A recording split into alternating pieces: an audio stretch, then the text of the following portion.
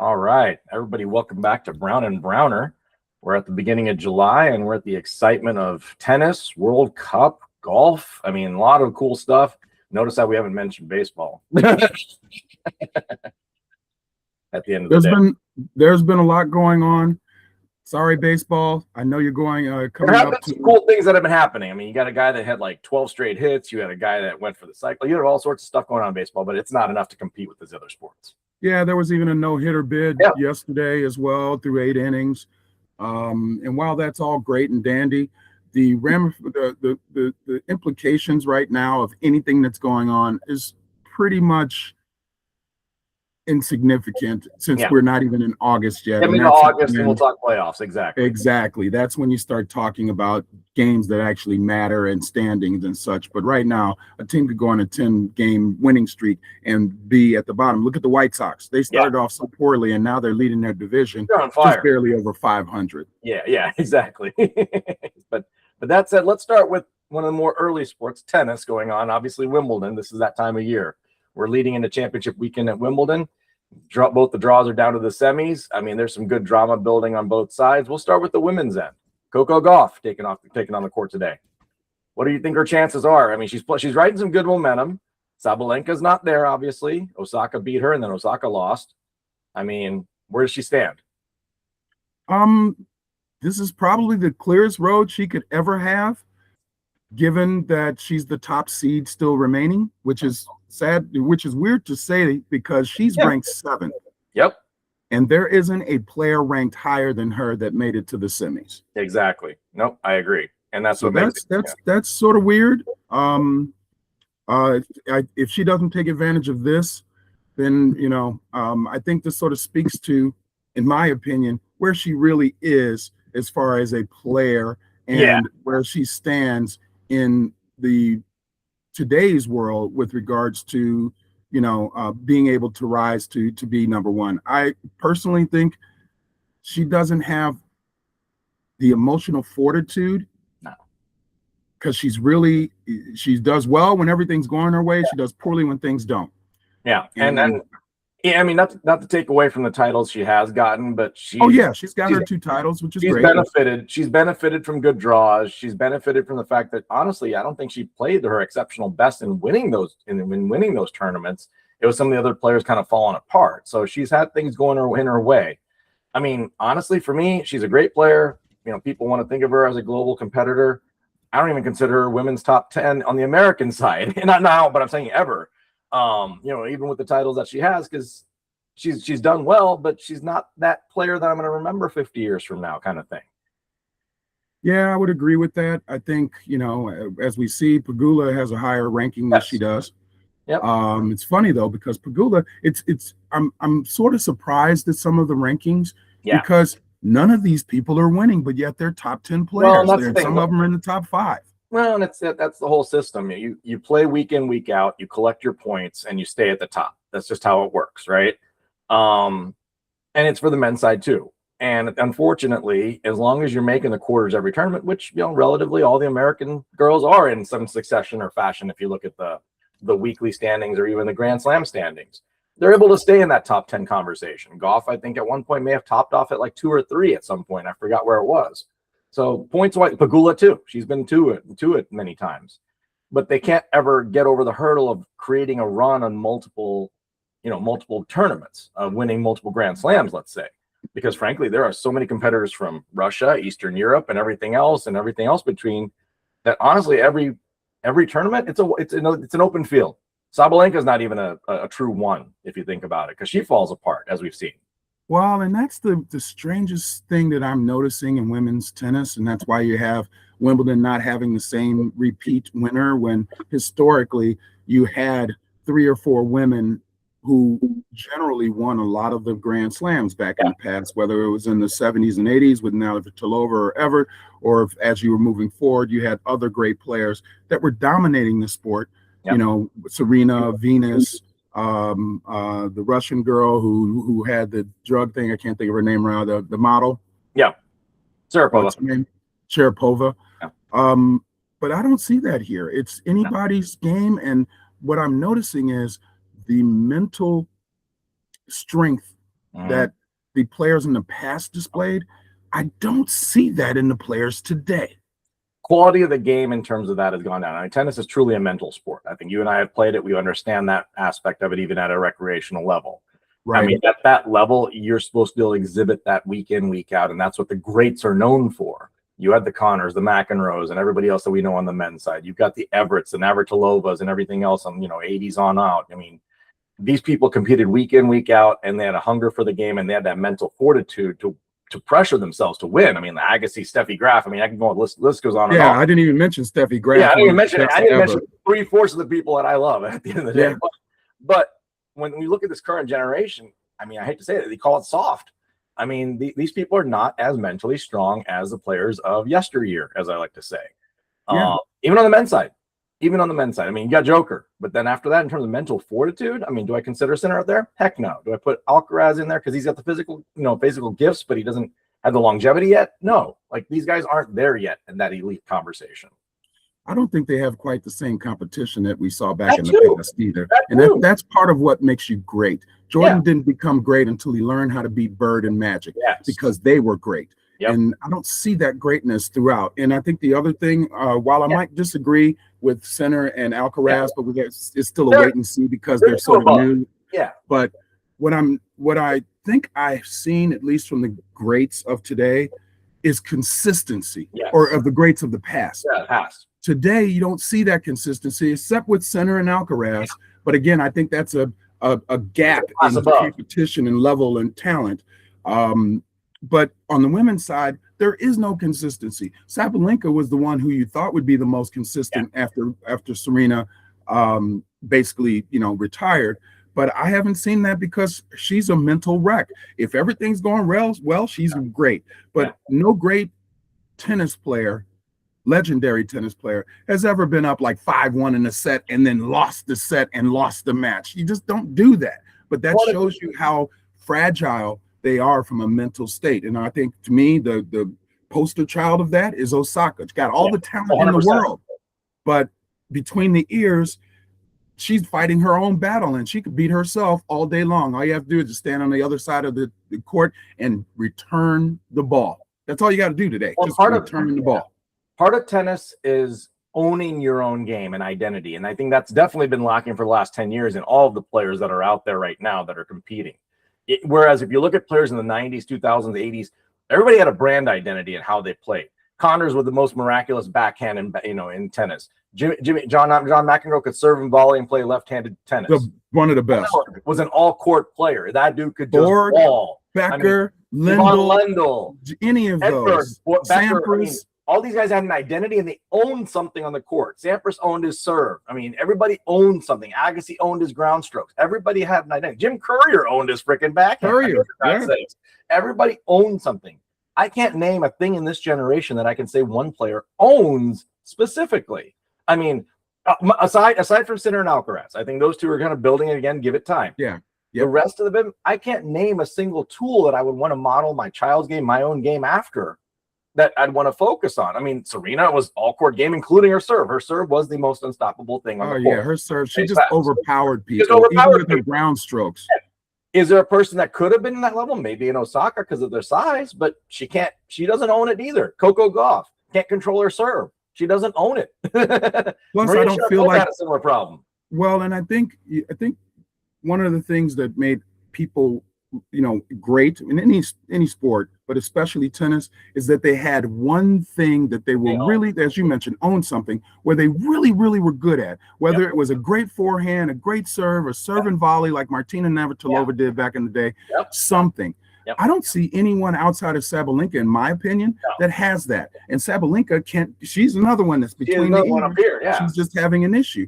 Physical gifts. Coco Gauff, if you look at her game, her backhand is mediocre to okay. Her forehand is mediocre to okay. Her serve has gotten better at times, but mediocre. I'll tell you what I think has failed Coco Gauff. When she first came on the scene, she played with a lot of not reckless abandon, but just no discipline. So she was naturally gifted in what she was doing. She was able to put the ball in play, didn't play with any pressure, that kind of thing. And if you saw in her career trajectory, she actually saw more success in doubles than singles to start. And she did that because she was serving volleying in doubles, with Pagula and a lot of other doubles players, and she did well with that.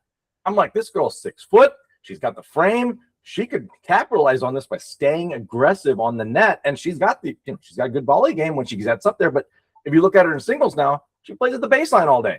I can't stand that in women's tennis right now. You're supposed to play not only to your own strengths, and if your own strengths are beating you, you change your game to attack the other player. And all these girls that are playing right now, and I guess I'm going to call them girls because they're not disciplined enough to understand that, because that's old people tennis is what I like to say. We strategize. We make up for our deficits of not being able to move around fast enough.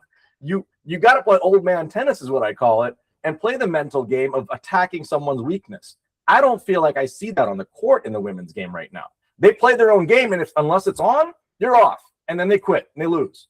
Oh no! Then they look up at the box and help me. Help me. Yeah, help me. I can't stand on my own 2 feet. I mean, that's exactly. It's indicative of what we say about society right now, unfortunately, on between me and you here. It's sad. And it's funny you mentioned that, because one thing I did see in the match that Joker played is the Canadian had a horrible black backhand. I'm watching it and I'm looking at it and I'm going, before it started getting into the later part of the match, I'm looking at this and I'm like, I can see that Djokovic sees this, because he's definitely going to his backhand, and the guy's constantly hitting it out into the net. At that level, I'm just shocked that you don't have at least a moderate or mediocre backhand that can be serviceable. Or the discipline to at least get the ball back in play. I mean, I understand he was going for some shots to cut the rally down of FAA, but I mean, I don't think I've truly appreciated an FAA match until I saw the one against Joker. And yes, it was a good match, but Joker just crushed him in the 5th. I mean, I don't care what the score box says. FAA couldn't own the court because he couldn't own his own game. It was sad. Like, it was tragic to watch the kid fall apart to something so simple, because literally all Joker did was just pin the backhand, backhand. And he was done. And it's just shocking to see that. I don't recall seeing that in older tennis. No. And again, if you have a deficiency like that, and granted it's Joker, but maybe you serve and volley. You got a pretty powerful serve. The game, and this kid's fast enough where, honestly, I mean, in the old times, what I would say is you run around the back and rip a forehand. That's what everybody used to do. Run around the backhand. I was notorious for it. Yeah. I would rip or go like, you want to pick on it? All right, let's have some fun here, boy. We'll pin you back.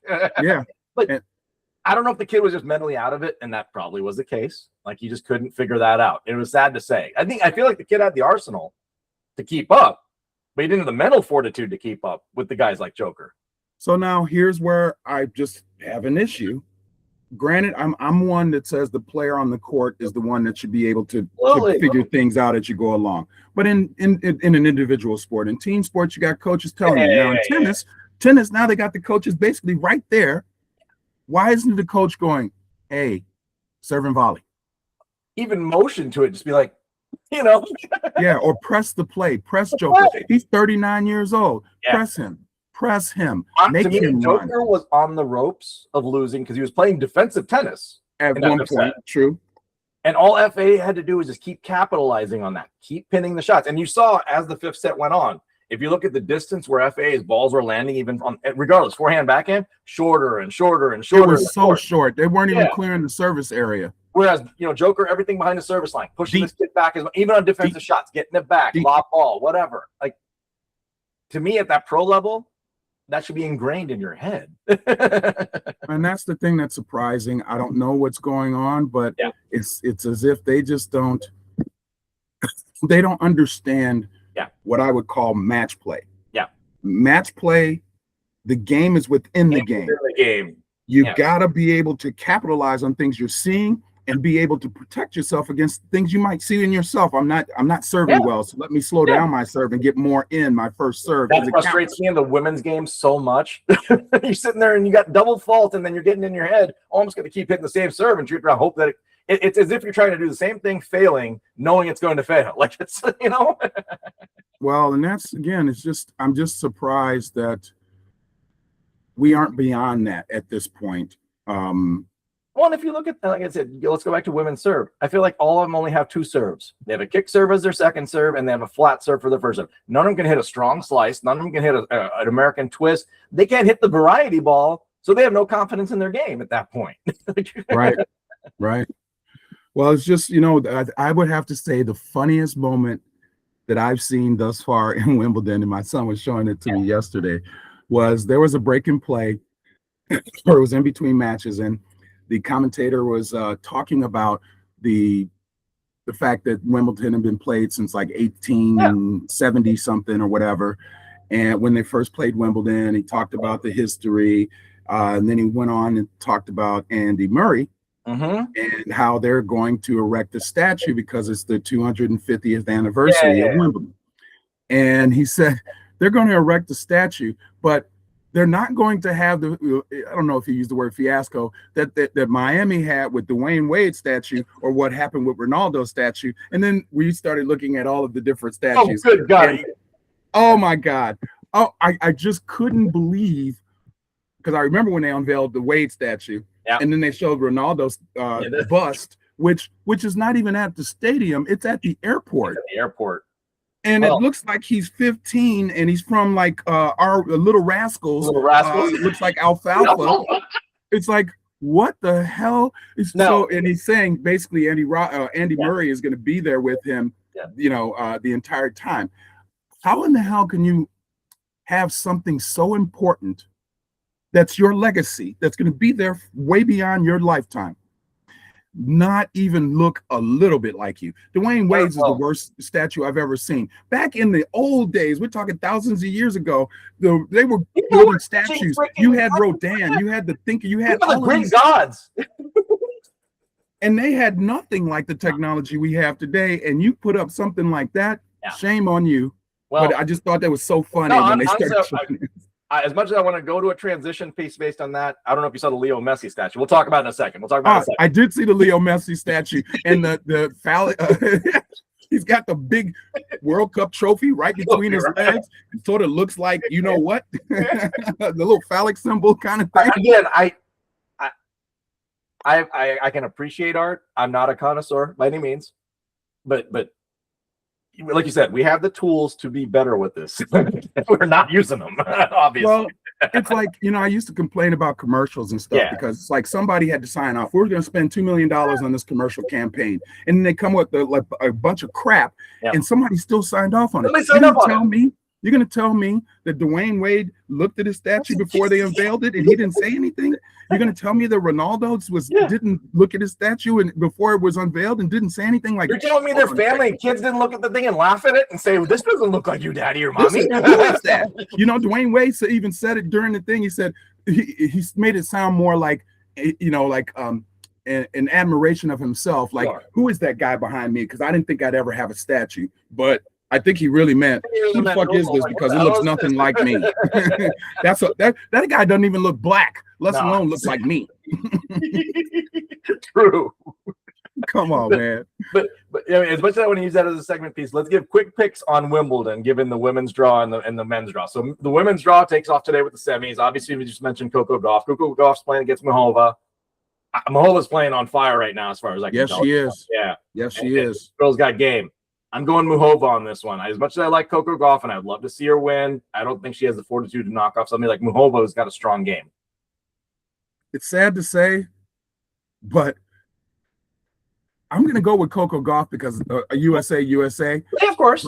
But I feel like she's definitely the underdog here, even though she's the higher seed. Yeah, no question. And on the other side, you have Kostyuk, who's on fire on all tournaments.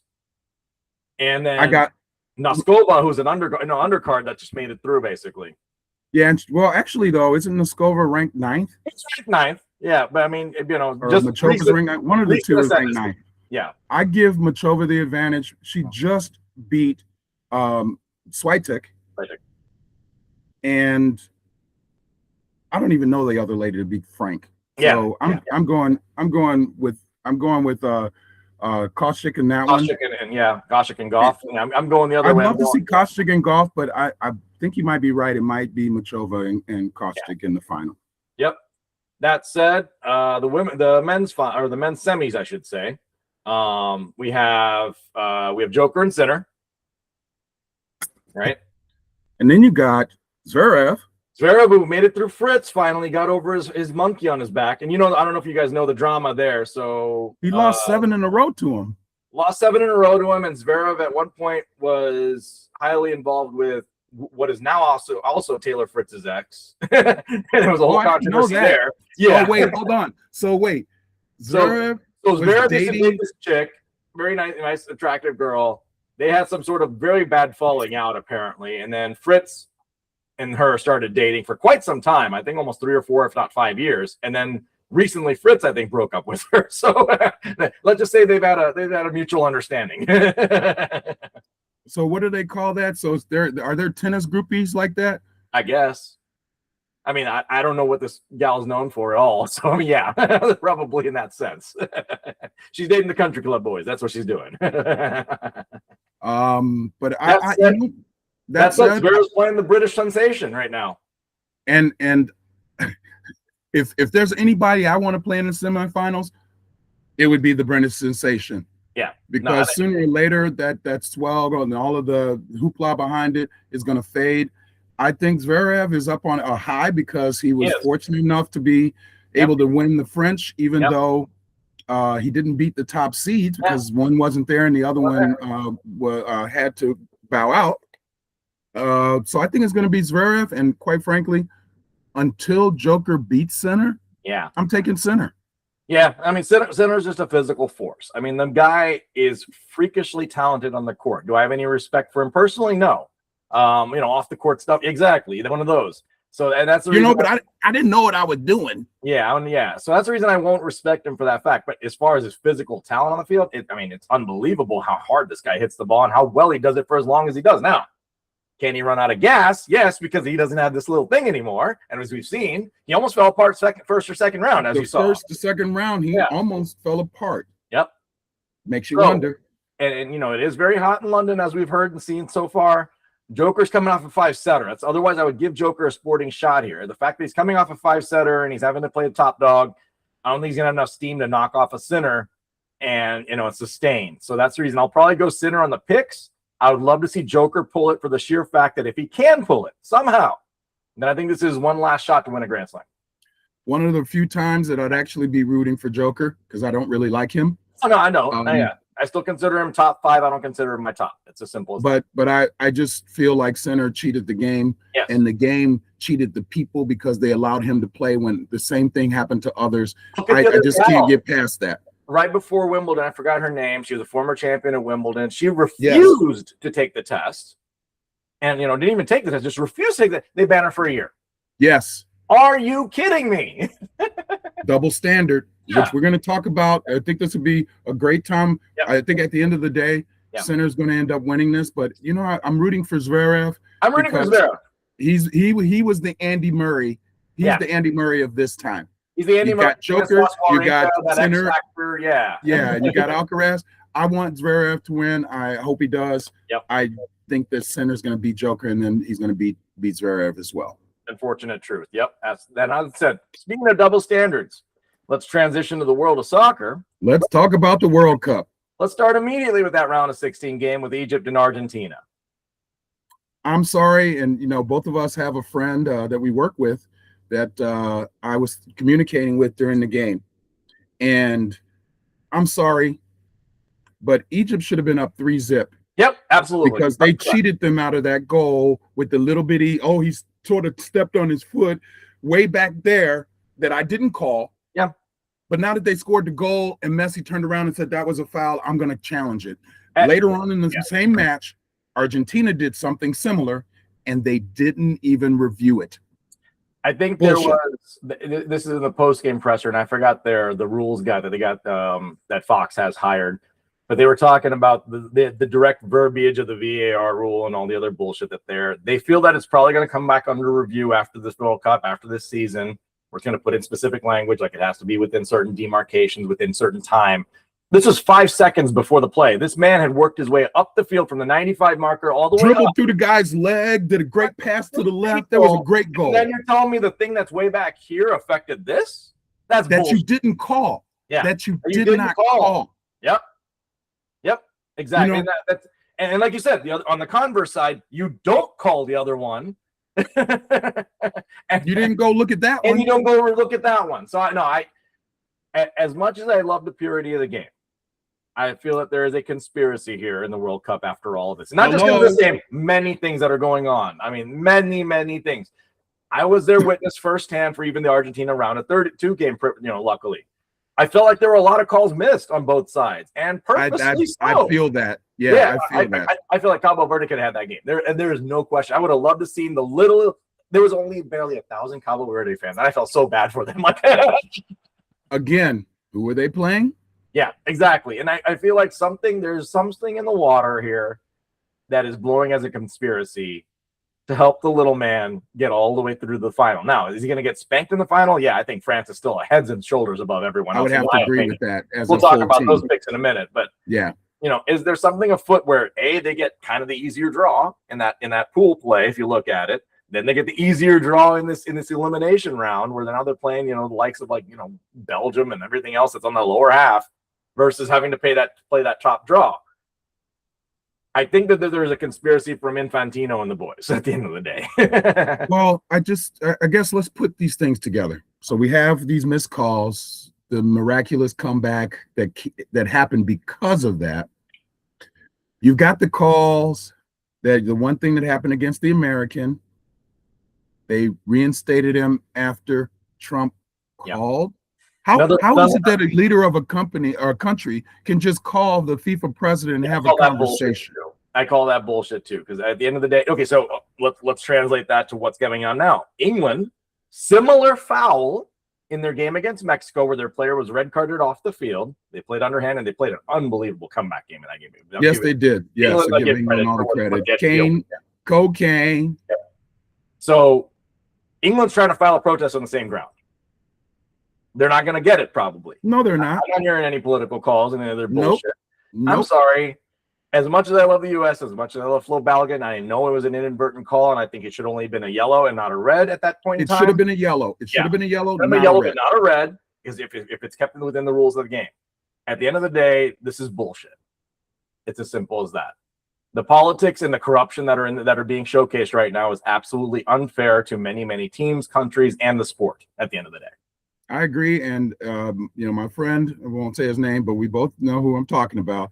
We both said that it felt like there was a conspiracy against the little African teams. There was a conspiracy to make sure that the brand names are the ones that move through. And Ronaldo's not in that. Let's just clarify that. So, yeah, I have issue with the overall officiating. I do think that there were some good things about the officiating, because if you call the foul every single time, then there's no real fluidity to the game, no flow.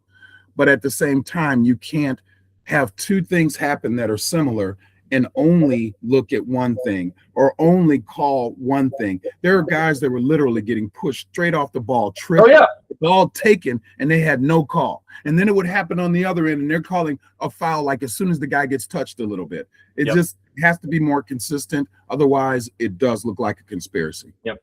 Give me 2 seconds. I need to step away and get this call real quick. Sorry, emergent thing. All good. I'll keep talking.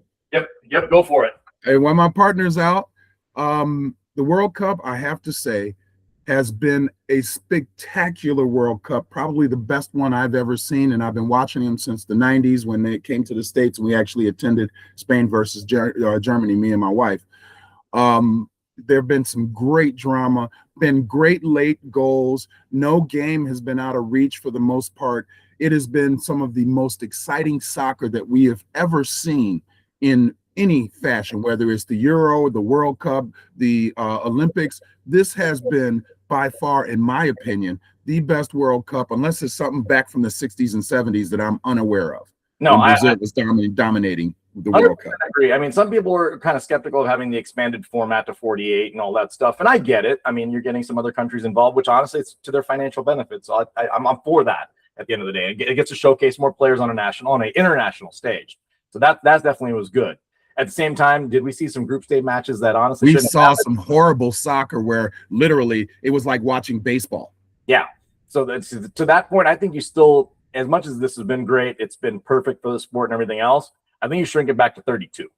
I would agree. Were there 16 teams that probably didn't belong? Yeah, I could probably count some off. And honestly, it probably helps the group in the elimination stage in terms of tiredness and the duration of the tournament and everything else. Because I get that this is almost like a month-long thing. And it's hard sustaining even the top teams through this kind of arduous grudge of having to play tough games down the stretch and not have the gas to do it. So it totally get that. But that's where I would say go back to 32, keep it in the same vein of, top teams, everything else. Figure out a better way to maybe get your qualification rounds done. Because honestly, continent of Africa, you represented well this tournament. Yes, and you did. And I think you got cheated. You got cheated in the elimination stage. Let's just say that. Yeah, you got cheated out of having maybe 3 teams into the quarters, honestly. So, yeah, at least 2, if not 3. So, at the end of the day, more power to it. I think a lot of people are even talking up the fact that the African Cup is going to take on a lot more significance going forward and who qualifies in the World Cup. So, that'll be cool to see at least, other areas of the world coming up and trying to compete. I would agree. I think it is great. It's great to see some of these little teams be able to make some money, to be able to be on the stage. I get that. It's sort of like the play-in guys on the NCAA tournament where, the ones that are playing the first seed are going to lose 99.9% of the time. I just want to see competition. Yeah, I just want to see competition. Exactly. Yeah, I don't want to see somebody get blown out 7-0 where they're so outclassed. It looked like my kids when I was coaching soccer when we would beat teams and I had to take my best players out because it just wasn't fair. Yeah. I do think that, whether or not we want it, it's probably going to happen. It's just like the March Madness expanding. Everything's going to expand because they're trying to make more money. Yeah, at the end of this, and soccer is a money-making machine. Unfortunately, it is what it is. Yeah, in this level, it is a huge money-making machine. I saw it firsthand going to the game. I will say that I am stunned by the amount of people that can spend the kind of money that is taking place in this tournament globally. Like, it just blows my mind right now. What is the median income in Argentina? That's what I want to know. You can have people travel over here, spend thousands of dollars. The tickets are thousands of dollars. You got to have hotels and stuff. Hotels, concessions. I live here right now. We both live here, and neither one of us could afford that. Hell no. I can't afford this. I can't afford going to this tournament again. Let's put it that way. Yeah, I mean, you could do it once, but but I ain't doing it again on a year-in basis of, let's say these people travel to the Euros and everything else that's going on. Holy crap, I can't understand. But the allegiance that these fan bases have, I still don't understand the economics of it, because in a stadium of 65,000 where I was at in Miami, 64,000 Argentinian fans at the top of their lungs, all in unison, happy crowd, great things. I learned to rekindle my Spanish within an hour of being on site. Believe me, that's all I could speak. You had no choice. I was not speaking English for 6 hours. It was that much, and I was speaking my native Spanish language with all the fans and family and everybody else around. It was just cool to see. I learned 6 chants that the Argentina team does. I learned how to sing again. It was great. But that said, the amount of money flowing around was just mind-blowing. Making money hand over fist. Yes. You know what? I want to transition to one discussion. So, well, let's talk about who we think are going to win this. Yes. But but before we do, I just want to bring this up. One, they hyped the hell out of Pulisic. Yeah. Pulisic, however you pronounce it. Yep. Where was he? Erased. Didn't show up. Balogun didn't show up. The defensive line with Weah and Ream didn't show up. Oh my God, the defensive line. And let's not even talk about goalkeeper. I was going to say everybody sucked. The defense really sucked, but the goalie, I've never seen a play where the goalie comes out, let the ball hit him in the chest, tries to kick it backward into the guy on the other team, and he's outside the box, so he can't do anything. What the hell was that? I would have screamed at my goalie, and screamed is a strong word, but I would have probably taken my goalie out and tried to teach them, 100%. A little bit more, had that have happened. I wouldn't even expect that to have happened with the kids I used to teach. This is on a professional level. I'd be playing a hockey goalie over that guy. Seriously, no offense to the man. He's supposedly a professional soccer player, but to be that deer in the headlights? Are you kidding me? I saw a meme online of an AI robot mimicking exactly what happened in the field with Matt Freese and the robot falling flat on his ass. I'm like, this is a human. It just was insane. But that's the first thing. The second thing is this. They've hyped up Messi beyond. He's the greatest ever. And I get it. Every generation, every moment that is today, looked at today. The man is special. The man is special. And he has some of the best records ever, and most goals in the World Cup, all of these different things. Yeah. But was he better than Pele? See, that's the thing. People haven't appreciated history enough in soccer to realize the impact Pele played in the game. All sports. That's why LeBron is being considered better than Jordan. Let's come on. Let's see. We can go down the line in all of the different sports. Yeah. Pele grew up in the streets. Let's face facts. And Pele was soccer. Yeah, he put soccer on the map globally. Yes, absolutely. 100% agree. You forget about guys like him, Cruyff from Germany. Yeah. That guy was a monster, the totals that he's put up in time. I mean, it's ridiculous. And then, of course, you've got a lot of legends in between, and everything. Hey, Maradona is a legend in his own country. Is he better than Maradona? Well, see, that's the thing. See, I mean, when you put up a Mount Rushmore, I mean, you have to put both up. Well, and I give Messi his props, and contrary to what my wife will feel, because maybe people think Ronaldo was just good looking too.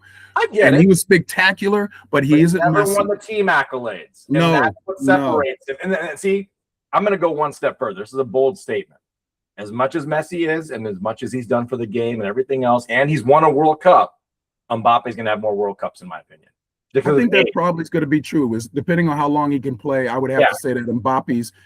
So there are two things to this. My wife's argument was Ronaldo didn't have the same team that Messi has. Right. But my argument, while that might be true, my argument is this: when you're great, your greatness always shows. And if you're truly great, you learn how to make those around you great enough. Look what he did in the Egypt game. I mean, as much as I still don't like the calls that were in the Egypt game, look what Messi, he literally turned it on a dime and said, I'm taking everybody on my back and making this game mine now. Set up the first assist, boom. Takes the second goal, boom. So, sets up his players, motivates his team, and look what happens. And that's the difference between him and Ronaldo, because Ronaldo does not do that. Ronaldo, if you watch the game that he played, he was on the pitch complaining so much about how the other players weren't doing what they needed to do to get him the ball. He was pointing directions at his own teammates, like, hey, I'm sitting here in the middle of the box. Well, you and your cherry picking ass and go. Yes, bring your ass down to this other side of the field, because you saw other players doing that. But not him. And to Messi's credit, as much as people may say that his team feeds him, he fed his team too. He assists on goal. He utilizes his presence to help the others be great.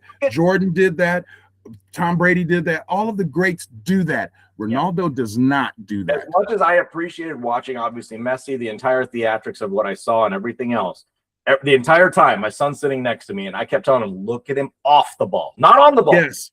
Off the ball. Look at what the man's doing to move the game around and understand that this is what you need to do even in youth soccer. You have to understand the fluid dynamics of your team. If your guy is playing your position here and a position here, your job is to position yourself here so you can give your man an option. Exactly. Get open. I was playing coach the entire time with my son. Like, he kind of felt bad because we were sitting there enjoying the game. Where I'm like, this is the best teachable moment from the view that we had, even though it was sky high. You could see the whole field, and I'm like, I've got to think about where you need to be on the field. And that's exactly it. Messi's a magician at this. Even at this age, he knows how to use his skill. He doesn't have the fastest man, but he's got the greatest footwork in the world, obviously. He can dribble through people, still at this age, he could do that. But the fact of the matter is, look at his position around the field when he doesn't have the ball. And that's the man you got to look for in the night light. That's it's crazy.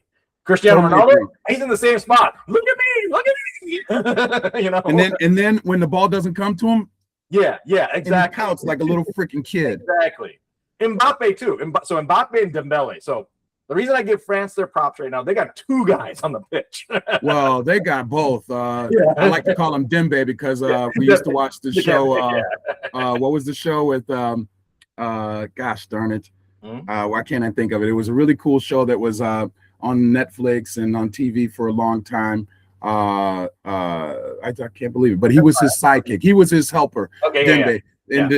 But they have at least 3 or 4 players that can score easily. But I mean, the fact of the matter is, you got too much deadly attack on France. And again, guys are moving around the field. They know how to move in unison. It's artistic poetry in motion. That's the only reason I give France heads above everybody else right now in terms of where everybody thinks stands in the tournament. I would have to agree, but is France who's the ranked number 1? Is it Argentina? France is ranked 1 by virtue of being, Now, Argentina is defending champs, so they're in the conversation. and there too. But if you just look at the two teams and how they're performing, I mean, France is clearly heads and shoulders above everyone else. Argentina, in the games that I've watched on TV, saw in person, their defense falls asleep. That's the problem. They get lulled asleep, and that's when they get scored on. That's how Cabo took advantage. And I'm like, this is it. I've never heard a deafening silence in a stadium like I ever heard since the equalizers that Cabo put together. I was just sitting there like, what just happened?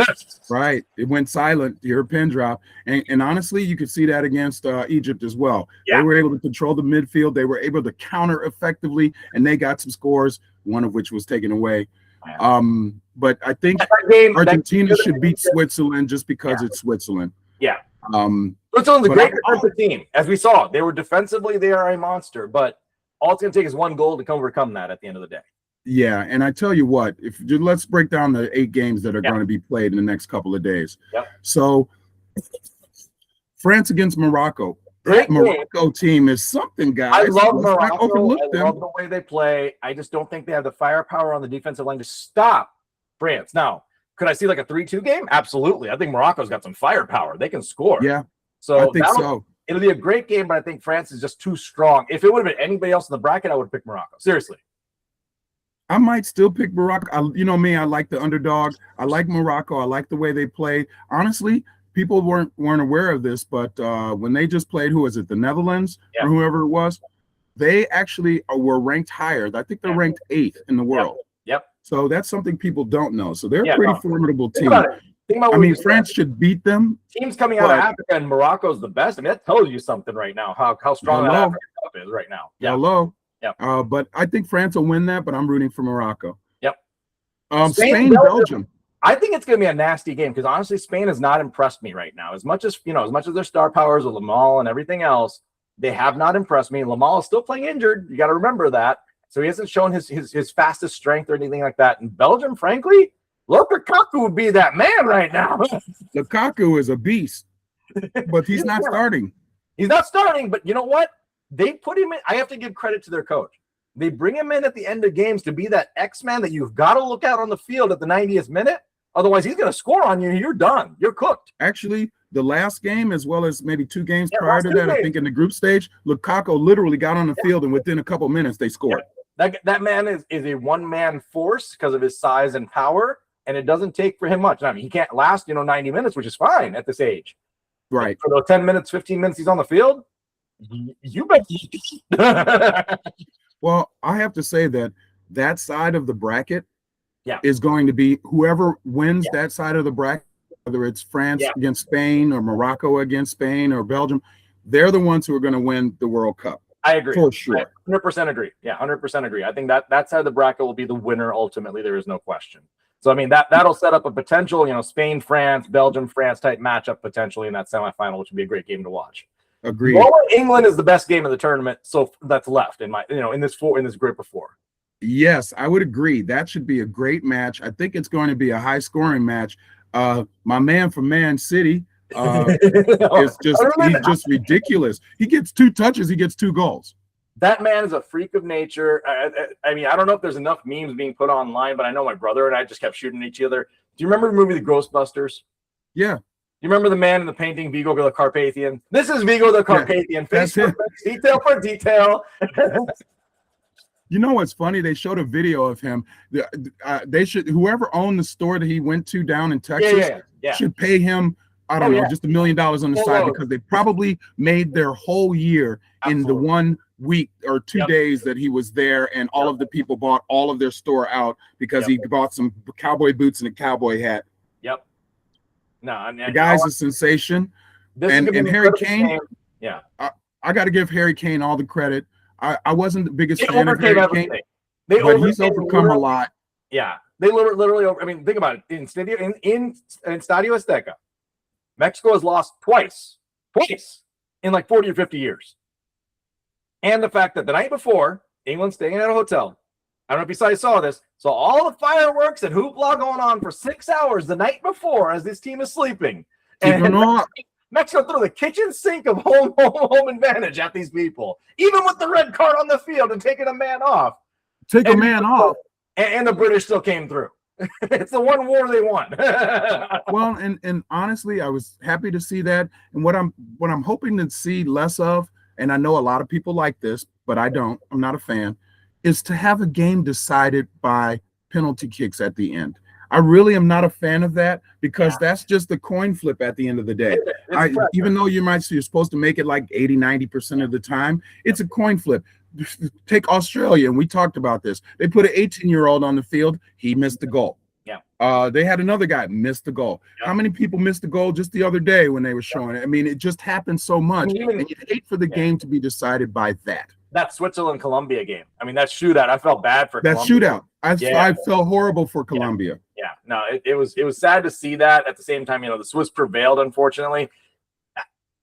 I'm going to say it, even though it shouldn't be said. Colombia, please don't pull what you did in '94 with these guys that missed the kicks. Please don't. Do not do that. Yeah. I mean, I understand your fan base. I've come to appreciate your fan base. I saw part of it in Miami as it was leaving. I've never seen a stronger fan base. hey, so to that point, not to killing somebody like they did Escobar was his name. Yep. Yeah. The Uruguayan team. God. So basically, the country said, you're gonna have to fly back on your own. We're not paying for your we ain't paying for y'all take commercial. Horrible is that? Because some of these guys are not playing in clubs, so they don't have a lot of money. Some of them are just guys, right, playing soccer. So all of a sudden now you got to spend thousands of dollars to get back home. That's cold-blooded. Man, that is just cold-blooded. Like, win or stay there. You're not welcome back. Your federation just said, yeah, screw you all. You guys couldn't make it through the elimination round. Y'all don't deserve to come home. That's just horrible. That's just horrible. But I sort of like that in a way. I like it. I like it. Drink a little pride and some joy. I mean, at the end of the day, it's sad, but holy crap. See, that kind of punishment I don't mind, as long as it's not the former. We're good. Yeah, not that. Yeah, like win or die is not how it should go. This is at the end of the game, or at the end of the day, it is still a game. I don't care if you're betting on it. I don't care what you're doing. It's still a game. So let's remember that, folks. It's not life or death. The people, the fans who are going out and beating up other fans because they're rooting for a team against their team, whether they win or lose, that stuff has got to stop. I will say the one thing that I did not see is that kind of, or at least, in the game that I was in, it was a different situation. But even in I think it was Korea, Mexico, you saw fans celebrating together regardless of the result of the game. And that's what I loved about the fan interaction that I've seen so far, both on TV or in personal life, amongst this whole thing that's happened in our country. And frankly, our country needs to embrace that culture of what's going on. I agree because there was, soccer's known for hooliganism. Yeah. You didn't see, I haven't heard any incidents of that. However, let a basketball game happen in Philadelphia or certain, what I'm saying? Like, so let's act more civilized and realize that this is entertainment and I love my teams just like you love your teams, but I shouldn't be fearful of going to a game because I might get hurt because I'm rooting for somebody I want to root for. Exactly. No, there was pure embrace on all the fandom that I saw, and honestly, it needs to be embodied in the rest of our sports in this country going forward. That's the one takeaway from the World Cup. Even though our team didn't do well, you understand that on a global scale, this brought people together. It was great. Absolutely. Yep. And let's just touch on that real quick. You talked about our team not doing well. Most of the people that I'm hearing after U.S. got smashed by Belgium are saying, well, this is a victory because they've gotten out. They finally got out. Remember, look at their group. Yeah. They should have gotten out of that group. Yeah. If they secondly, you're the host nation. There have been a lot of host nations that have done really well. South Africa. Greece. Yeah. Absolutely. So it's, to me, it's like the way we hype things up, right? We hyped America up so bad. Ooh, they could possibly win the World Cup. I love the commercial with was it Mike Graziano or something like that. Where he's at the bar and they're like, you don't believe in miracles. I love the commercial, but let's be real. Let's stop overhyping everything. Everything is so hyperbole about everything that's sports. The U.S. team is clearly a level or two down from the teams we're about to watch. I think it's very simplistic too. I was talking to somebody we work with that played soccer at a competitive level and understands the game really well. And the simple fact is this: we in America don't prioritize a national grouping of soccer. We've made it an individual sport at the youth level all the way up, where it's basically me, not we. So our national team doesn't even play together enough to gel and build a stronger bond leading into tournaments like this. So honestly, you shouldn't expect them to flick a switch. And that was the problem. Media, everybody else, they expect everybody to just turn on a switch. Yeah, they're going to be good all of a sudden. All of a sudden. No, we ain't that good. And that's the reason that these teams that we see now in the tournament, these teams have played together over and over, month in, month out, against in a competitive level, Europe, Africa, South America, everywhere. And that's the reason they're so good, is because they know how to play with each other. We expect 11 guys on a field who play in different countries, parts of the world, all of a sudden to gel together once, as if it's really America melting pot, and all of a sudden make it work within 5 seconds. It doesn't work that way in soccer. It doesn't work that way in team sports. It sounds like the Ryder Cup. Oh, 100%. 100%. That's what that sounds like. That's why we're at a deficit there too. Yep. I do think that, we talked about it. The reality is all of these other countries, well, two things. One, all of these other countries, you could see like they have star players. They've got real soccer players. Oh, yeah. Our star player, well, first off, how many Americans actually play in any of the leagues overseas? Top leagues. Let's rephrase top leagues. Some of these guys play in the MLS, and honestly, the MLS. No, that doesn't count. It's like the senior PGA. All right, that's what it is. Yeah, well, that's what the MLS is. Yeah. Who goes there? Zlatan went there. Yep. Beckham went there. All these guys are there right now. Career, they're just getting paydays. Yep. So these are players who were great in Europe, who are too old to play, and they come over here and they're better than everybody else in the league. Yep. Still. Yep. That's exactly right. That's shining a light on the fact that our overall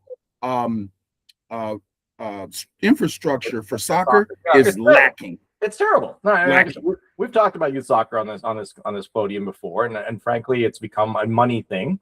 And that's what honestly you're seeing at the pro level and the international level. It translates from the ground up in any sport. Simple as that. And you're seeing where everything's become so commercialized from youth sports in general in this country, where it's me, or what I can afford or whatever it is, versus let's actually build the basic building blocks of trying to build a player or a team. It doesn't. Well, and one of the things, we both coach soccer, and we both have experienced that. When I was coaching, I had some great players that were clearly head and shoulders above everybody else. But I had to break the idea of the parent running down the field telling them to just take the ball themselves and score. Yeah. I had to break them of that, because that didn't make a team. Our team became great, and we went undefeated seasons and stuff because we played like a team. Yeah. And I had some of these great young players literally cry to me because their parents were putting so much pressure on them to be an individual in the game versus listening to me, where get open, try to get your players involved, move without the ball. Didn't want to teach them. In other words, be the real Messi. That's kind of what we just said. And honestly, but that's what soccer is. And conversely, I'll say on the Egypt side, look at what Mo Salah did. Mo Salah is on that game, and he made all the guys around him better. You saw that feed that on the breakaway play. That was awesome. Beautiful. That so was. He passed that ball perfectly to that guy. Perfectly. But that's the kind of thing that we just don't teach anymore. Yeah. Everybody's, like you said, an individual. And the second thing is, to me, an obvious thing that I think, we as Americans can't get over in our heads is soccer is the 7th most popular sport in America. By the time you take all of the talented players and put them in the different sports that they want to play in, and the other people come to soccer, we're not getting our best talented players to play against the countries where soccer is the dominant sport and everybody wants to play. They eat, drink, and sleep soccer, whereas all we do is just play it recreationally. Well, and I'll give it backwards. You don't think Erling Haaland could be a hell of a tight end in the NFL or a linebacker? Holy crap. I'd be afraid to line up in front of. I would be too. But again, how good is he that he's not doing that sport? My running joke, and I think it came up on TV too, and everybody appreciated it. This man's doing it that way, using his hands, and that's how freakishly good he is athletically. Think about it. You see that twist on that head ball? I mean, like, he literally was like, look at me, look at the ball. Look at that. Boom. I mean, it's something to see, and I hope that what we start to see is more, and we were talking about this. If you think about it, in America, our women's team has been dominant for how long? Exactly. And they play as a team. They play a lot more international friendlies too, as a team. See that culture? but we don't have that in the men's league. No. We don't. That's like I said, that's what separates these 8 teams you're watching now from the likes of the US and everyone else that we have in this country. It is what it is. Last pick. So Norway, England. Who's your pick? I'm actually going to take England because I think they're the better team. Yeah. I think, but I wouldn't be surprised. This game could turn on a dime because Holland is just amazing. He's a freak of nature. No, he could turn the game. I think England has more depth. That's the only reason I'm going with them. And that's why I'm going with them. Playing well, and Kane. Yep. But Holland, you that man dog. I mean, he that dog. He that dog. Yeah. And we already talked about Argentina. Yeah, we already picked Argentina. So Argentina, England. Argentina is not making the finals. That's all I got to say. I think there's a conspiracy that'll pull them in the final somehow. Do they deserve it from a talent standpoint? No, I think this English team is actually, they proved a lot to me in that Mexico win. A lot in that Mexico win. I had my own suspicions of Mexico winning that game just because of the home field advantage and everything else. And Mexico was a good team in its own right. But what England did to come back from that game meant a lot. And I think they're going to continue that momentum forward. You might see the shades of I believe it's 1966. Correct me if I'm wrong, internet. When they won? Yeah, when they won. Now, the last time they won? I'm not picking them to win. It was 1966. So I'm not picking them to win because I still think it's going to be France or Spain or whoever comes out of that top. But I see England going to the finals. Well, 66 was a great year. And I'll just leave it there. Yeah. I would have to say that this would probably be the most, meaningful sporting victory that England has had. Oh, absolutely, in a long time. Ever, maybe. 60 years. Maybe ever, yeah. Yeah, and Andy Murray winning the Wimbledon. Yeah, Andy Murray, yeah, exactly. Yep, that's it. But I'm not sure they can do it. I like I said, I think the top half of the draw. I picked Spain at the beginning. I had Spain or France at the beginning. Yeah, I had Spain. My son had France. Yep. I think one of those two teams are actually going to win it all. That's why I think Argentina won't win. I didn't think they'd make the finals, to be honest. If Norway beats England, I think Norway can beat them. And if England wins, I think England can beat them. I think they're tired. Yeah. I think they've gone through a lot of emotion. Yeah. And I think that it's come to the end of the line. They're not repeating as champions. Even if they do get to the finals, they definitely aren't beating Spain or France or even Morocco, in my opinion. The scary part is in that lower half, if you're just playing fandom and seeing who's showing up at the stadiums, I'm telling you, that Argentina contingent, again, I don't know where this money's coming from. I'm not tied into the right investments. Those fans are the most loyal and fierce, and they will show up 60, 65 strong, whatever it takes in the next stadiums, plural. And they will overtake the crowd. I mean, as strong as English fans are, this Argentina crowd, holy crap. I mean, the only thing that I, at least walking and seeing all the different fan bases in the country and stuff, Argentina and Colombia were the two biggest fan bases I've ever seen in my life. And I got to see the privilege of them together in one city, just congregated. I've never seen anything like it. Like it reminded me of college football. Imagine two SEC teams getting ready for a clout for the SEC championship. It was like that. I could see that. Again, these countries, this is their sport. Like there's nothing else. There's not even cricket. Next time, America, if you do get the chance to host 2038, which is the rumor, host it in the college football stadiums. Make them 100,000 at the big house. Seriously, like that's the coolest way to host the World Cup at this point, is put it at all the biggest stadiums. So they'd be the Big 10 and SEC and Big 12. I hate to say that's the bias, but that's where your biggest stadiums are. That is where you should put it. I mean, honestly, the way we're going, that probably will happen because they're looking to make the most money. Coin, baby, coin. That's what's going to drive the sport, unfortunately. So, but I think what's great about these two events, converging at the same time, meaning Wimbledon and World Cup, is that for me, it helps to bridge the gap until we get to training camp for the NFL. NFL's coming up, baby. I mean, you had a lot of football players at that Taylor Swift wedding, and whatnot. What was going on the sidelines over here last weekend. But yeah, they're ready for preseason warm-ups. You're going to hear a lot more news from the NFL coming up. You and I are obviously going to be at the forefront of talking about it here. No questions asked. For sure. Been a lot of movement. Been a lot of movement of some key players that are going to play. Well, it's going to play into fantasy football, which all of us, including ourselves, will be doing our drafts at the end of August. And You better do your homework because there's been a lot of changes that are going to have some impact on how you pick your players. Yes, no, absolutely. There's gonna be a lot, and like I said, the Rams. I mean, you're mortgaging for broke. Let's see what happens. It's gonna be fun to watch this year. There's no question there. Well, barring any injuries, yeah, they have to be the favorite by far. I mean, too overloaded a defense to not stop top offenses. Too much offensive firepower. I mean, you can't stop talking about that team. So. It's them and maybe the rest in the NFC. We'll see. We got some contenders in there. We'll see how it shakes out, especially a tough division still, because you have the defending champs that we're not talking about, obviously. Defending champs we're not talking about. You still have, the NFC Central, which looks really tough. Yep. But I tell you, if Donald decides to come back and you put him and Garrett on the defense, yes, I'd be scared to pass the ball. I'd be scared of being in the pocket.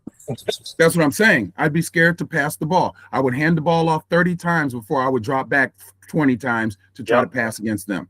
Yep. No, that's going to be a fun pick for the NFL for sure. And then there has been some NBA movement already, which is kind of crazy, even before I think their whole free agency period is picked off. There's been some monster trades. Frankly, the whole 76ers Boston convoluted thing, is it going to make a lick of difference? No, because the West is still going to win, in my opinion. I would agree with you. In this time, I still think the West is going to win. I would agree with you, and I'm sorry. Shame on you, Brown. Yeah. Shame on you for not checking your ego at the door. Yeah. And wanting to win, because that's why you play team sports, is to play as a team to win. You've got Jason with you. You guys had a good team. You great coaching, great management, great everything. Exactly. And the fact that you had to come out right after you lost and said, I like this year better than any other because it was all about me and Jason wasn't playing. And as soon as he came back and they changed everything up, we lost. And that's why we lost. Right. That's just garbage. I'm glad he got traded. Yep. He's going to go. They showed a clip of him a few years ago talking about Joel Embiid and how much of a flopper he was and all of that. I thought that was hilarious. So I would love to hear that conversation in the locker room today. I'm glad it happened the way it did because you got two players that are all me playing on the same team now. Let them fail. That's all I say. I'm not even like an anti-76er guy. I just want to see the mentality of two guys that are individuals in a team sport fail together. Let it be. Yep. Let it be. It's as great as that. And then on the other hand, you look at all the chess movement that the brilliant OKC Thunder are doing. I don't know if you've seen all the draft movement and everything else. They didn't have to go get star power. They just made their team better by moving certain chess pieces. That's what makes them so scary for the next 5 years, honestly. Well, and Minnesota too. Minnesota made a move. Great chess movement. But here's the last thing that I want to talk about before we close out. Yeah. Don't say LeBron. I have to. Yeah. And I hate that, but I have to. It's sort of like you don't want to talk about the Dallas Cowboys, right? I know. But you have to because here is LeBron, and this is what made me dislike him. Yeah, I liked him all the way through his high school career, watched him, followed him, liked him when he came to Cleveland, hated when he basically treated Cleveland like a girl he was about to dump, but he wanted to put it on TV. Now, he already dumped the Lakers, and now he's shopping himself around for the decision too. Yep. Come on, people. Let's stop giving him all of that pub. Let's just stop the madness. It looks like not a lot of teams are very interested, even though he comes at a cheap price. He's going to end up back in Cleveland. He'll go back in Cleveland, which is fine by me, and let his career posture out, which is fine by me. Now, please don't come to me 5 years from now and say that he was a Laker great. That would piss me off more than anything and tarnish the entire label. No, there are at least 50, 60, 80 players that I put above him as a Laker great. Everybody on Showtime, everybody during Jerry West's era. I'll put Wilt Chamberlain is a Laker great before LeBron is. I'll put everybody from the Shaq and Kobe days. Shoot, I'll put everybody. Oh, Shaq and Kobe days? Oh, yeah. I'm sorry. There's no way he should be considered a Laker great. In fact, all he did was insult and tarnish the label of being a Laker, in my opinion. That's how bold I'll say it. Because at the end of the day, you won a COVID championship. Don't care. Thank you for calling it that, because that's exactly what it was. Asterisk. It was a COVID championship played in a bubble. Yeah. So, I mean, at the end of the day, this guy is just tarnishing his legacy year in, year out at this point. Yeah, he's still putting up numbers at his age. I'll give him credit, but he's no joker. He's no joker. Put it like this. He's no Luka. He's no Luka. That's right. And Luka can't play defense. Yeah. Think about that. Luka, you can give him 4 arms and he couldn't play defense. Yeah, he could be walking around like, who is it? Is it he not looked Vishnu? like an Indian goddess, and he wouldn't. Yeah, I was gonna say, who's the Indian goddess with the 8 arms or 6 arms? That's who he is right there. And still couldn't play defense, couldn't stop a cold. He couldn't stop a cold and couldn't wipe a nose with tissue. But you want an end of game situation, you give the ball to Luka, that man will hit a dagger. LeBron ain't hitting it. Hello. Yeah. Hello. I would love to see Austin Reeves get paid. That would be good. That'd be cool to see. He got paid. Oh, sorry, he got paid. Sorry, let me rephrase that. Yeah, sorry. He got paid, so he was in good shape. I'd love to see all the white boys on the Lakers get paid collectively. That would be great. Yeah. You know, I remember I was watching the old Bad Boys 30 for 30. And there came out a comment that I actually didn't disagree with because at that time, because I understood and I was involved in playing basketball a lot and all of that. And Dennis Rodman made that comment about Larry Bird. And Isaiah was dumb enough to jump on it. And don't get me wrong, as a leader, you're supposed to be like protect your players and support them. Got it. He should have done it a different way. And they had the gall to say that Larry Bird, and again, I don't think they were 100% wrong with that. That, you know, it's when somebody who isn't expected to do something does something, it's more spectacular than someone that you would expect to always do it. Right. So I get that. They need to stop that in the NBA, and I think it has stopped because the best players in the NBA, first off, are not even from America. Nope. And secondly, many of them are white. Yeah. Welcome to the reality, new reality. What happened to that? I mean, I'm not going to make it a racial thing, but what happened to that killer street instinct that used to come off of the playgrounds in the United States, honestly? It doesn't exist as much anymore because I think of all this money in AAU and all the other corruption at the youth level. You don't get that kid hungry guy that can literally say, give me the damn ball. I'm going to make something of it right now. You don't get that anymore. Hey, you know who I'm just going to sort of equate to that person that shows you where it has changed. I felt like Ja was going to be that person. I thought John had all of that hunger. I thought John Ant would be the two. And Ant still could be that guy. Ant still is that guy. Ant still could be that guy. I don't think he's that guy yet. But look at what happened to Ja, though. Yeah, but look at what happened to Ja. He got caught up in all of his ego and being a professional player and everybody giving him the pub around his dunking. And it went straight to his head and he stopped working at being his craft to be better because the greats, the people, the grit, all of that stuff you're talking about that they had on the streets, those are the people like my brother and like myself. We would be outside on the playground or, you know, on the court 8 hours a day. And we wouldn't just play one court. We play one court, dominate that, go to another court, go downtown, go to the South Side, go to Foster Beach, you know, go to Lincoln Park. That's what, but players aren't doing that anymore. John reminds me of Stephon Marbury. All the skill in the world, the ability to be a stud and no heart, unfortunately, no brains. And no brains. Yeah. No brains, because Stephon was all of that. Where'd he go? Like Georgia Tech? That dude was wicked when he came out of college. He was, and him and KG should have won a championship in Minnesota.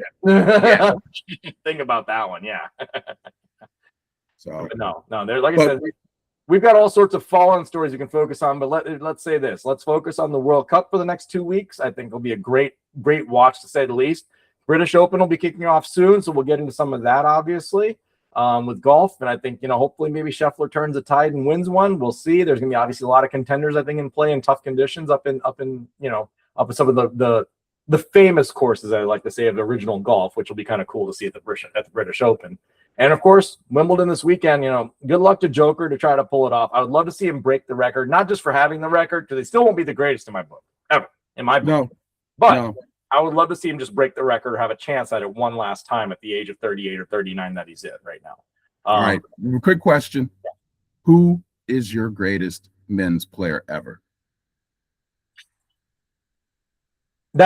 During my own watching era, my hero is always going to be either Pete Sampras or Andre Agassi. I knew you were going to say Pete Sampras. I knew that was been my guy, and I have a partiality for Agassi because he was the all-court guy versus Pete. You know, Pete never could get the French, obviously. So those are my two in my lifetime. If I think more globally, I have to give it to Borg.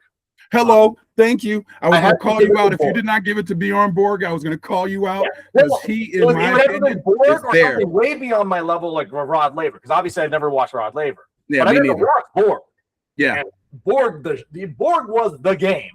He was the game, and again, yeah, I think greatness is judged by the people that you play. Yeah, look at the people he played. Beat all of history. He literally beat all of history.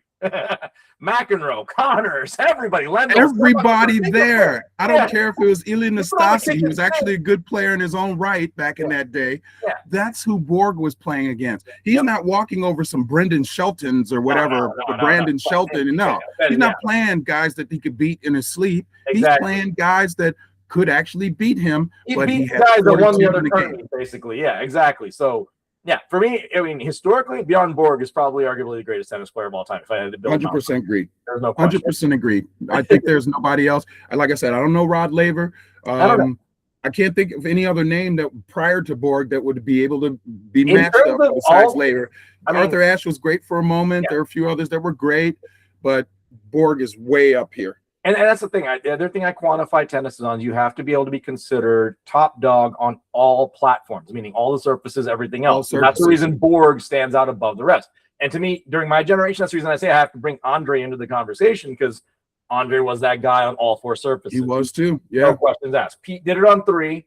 Kang did it on 1 or 2. You know, all these guys were 1. Jim Courier was on 1. He owned the French Open for a while. Thomas Muster, that we forget about, literally. I was going to say him earlier. Thomas Muster, when we were talking. That man smelled dirt, breathed dirt. He was dirt. Well, and honestly, I'd have to give it, if I went down from Borg, it'd have to be probably Federer and Nadal. Yeah. Oh, 100%. 100%. Federer and Nadal right in that mix in terms of greats. If I were to build a Mount Rushmore, Borg, Federer, Nadal, and then take your pick on a 4th, basically. My personal favorite, John McEnroe. Johnny Mac. I agree. Yeah, that's what I was about to say too. Of Johnny that Mac. Time, serving volley, lefty player, attitude, all of that. Dude was a winner. Got to go with him. Give me those 4. I 100% agree. No, that I can agree with that Mount Rushmore all day long. So I mean, like I said, we have one last chance to probably watch a little bit of tennis history until the Sinners and the Alcarazes build their resume over the next 10 years. But we're looking at the end of probably the tail end of what we saw as generational greatness during our peak of our watch time, I would say. With Joker. So if he pulls off one more, awesome. But he still won't go down as the top 5 in my book. Same with me. He won't go in top 5. But you know what?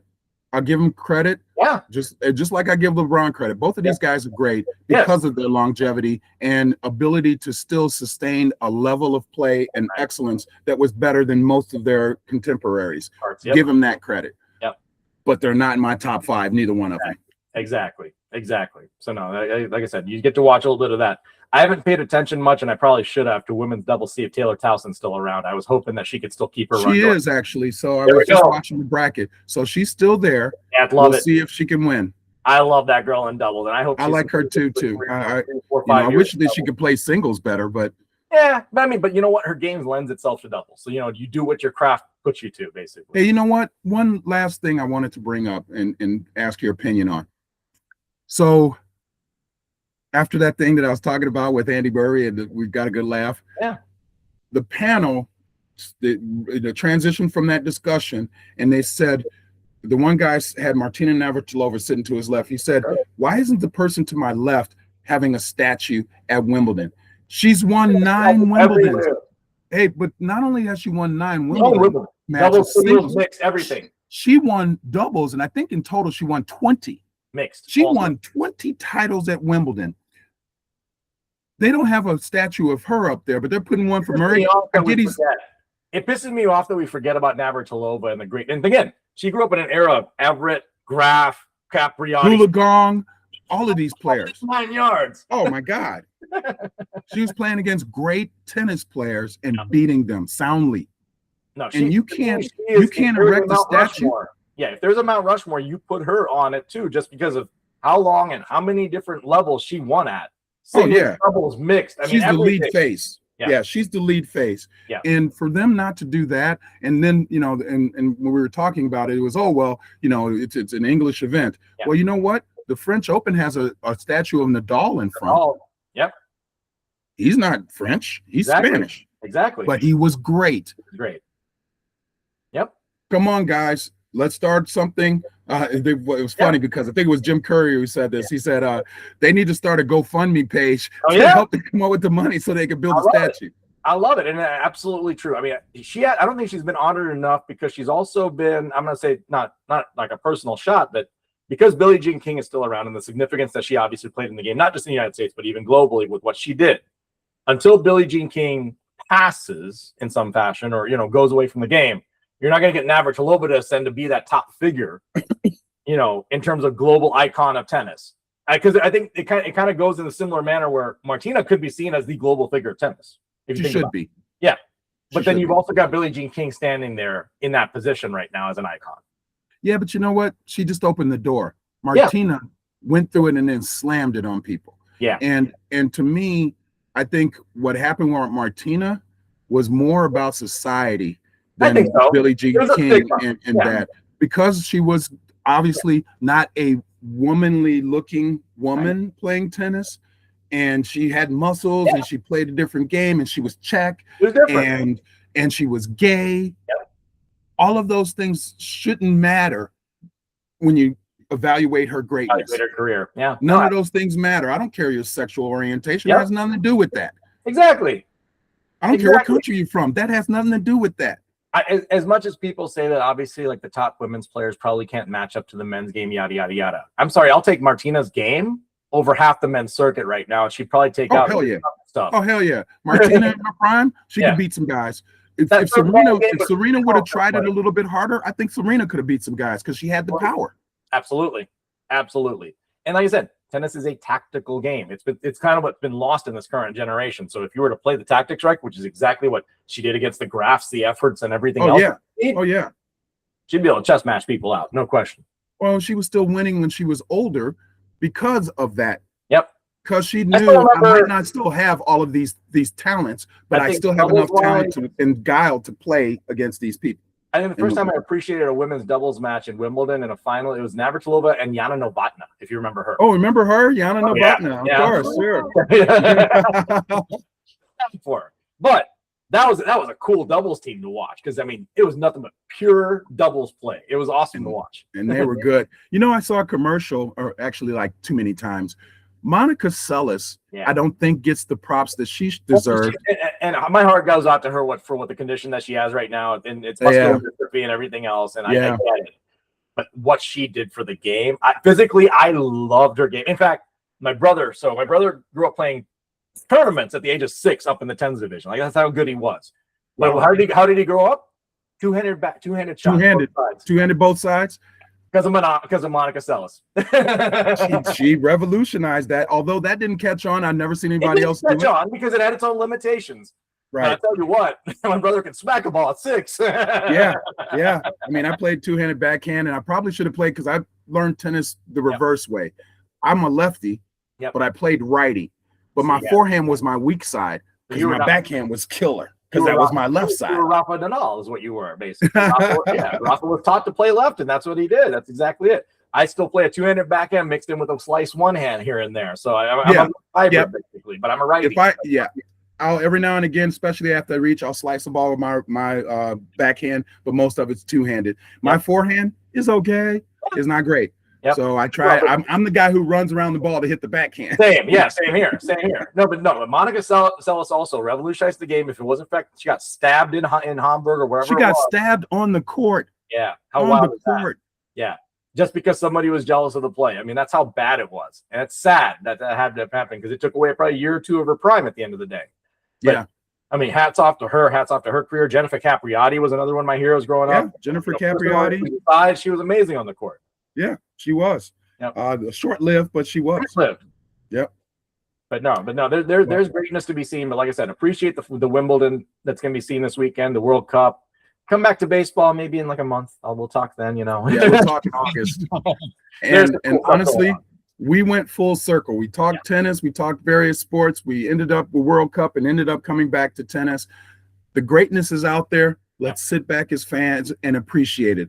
Get your breakfast in Wimbledon. Get your strawberries and cream ready because it's all coming, y'all. Yeah. And watch out, boys. France might be the next team. The Bastille Day is being celebrated this weekend.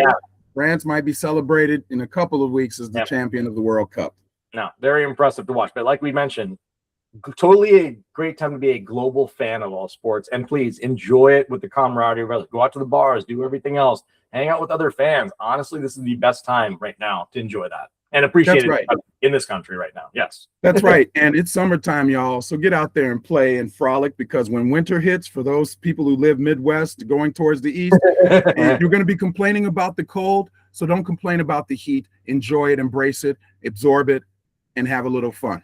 Absolutely. On that note, we will be back next week recapping more of the World Cup. As we know, the quarters are through this weekend and the semis take off next weekend. So enjoy the fun of it. We'll be back. Peace out.